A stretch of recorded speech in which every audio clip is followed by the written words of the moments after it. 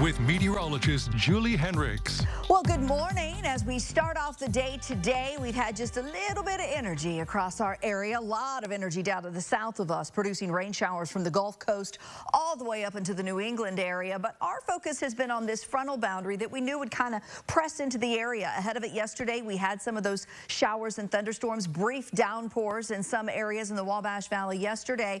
And we've had a little bit of rain out there this morning, so we'll show you that with our Dorset Automotive Doppler radar right now. Just a few spots showing up. So we'll start off to the north here this morning, where we've seen just a little bit of rain showing up near that Putnam-Montgomery County line. So over around Roachdale, you had a little rain there early on. It kind of pressed south of the Ladoga area this morning. There's been a little rain north of Vermilion County into Fountain County this morning. Down to the south, we've seen a few of those showers as well showing up here. For portions of Greene County, Worthington, you've had a little bit of rain just off to your south pressing through.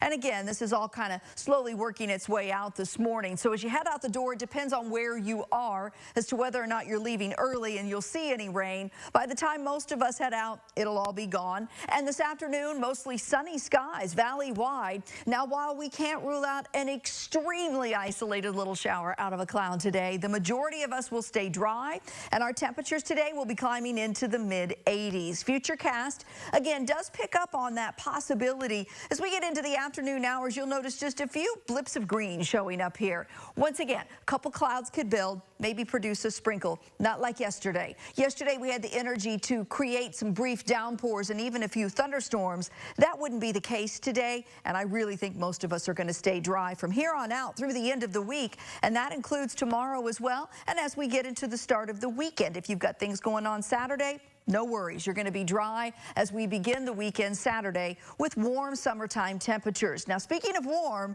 we're really going to start to build some of this heat. We've been talking about this now for really about the last 8 to 10 days. We knew this pattern change would start to come, and we are going to get that heat starting to build in here. As we get into next week, we're going to start to feel some of those 90s expanding back into our area. So again, this takes us through the middle of next week. Toward the end of next week, there might be a little energy that tries to sneak down in this area for the following weekend. We'll keep an eye on that. But in the meantime, I want folks to know that what has been a typical July pattern is going to get just a little bit hotter, just a little bit more humid. And not just here, but much of the country will be experiencing a pattern change as we wrap up July and start the month of August. For today, temperature's not bad. We'll get to about 85, which is pretty typical for this time of the year. We'll become mostly sunny. This morning, we saw just a little bit of that rain that's going to move through. This afternoon, we'll enjoy a lot of sunshine, and anything that would pop up this afternoon, very isolated